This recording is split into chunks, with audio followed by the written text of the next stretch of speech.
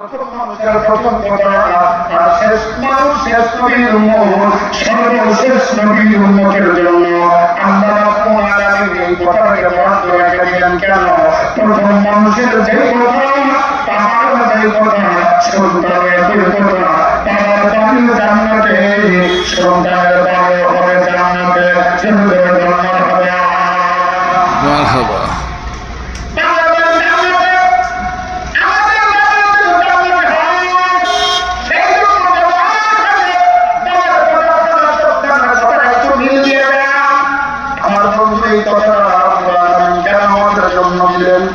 অন্যান্যদেরকে দিলেন না কেন?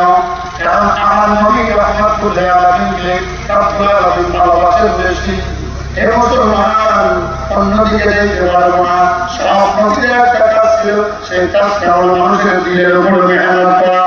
আজকে আমরা দিলের উপর মেহনত করি না, চেহারার উপর মেহনত করি।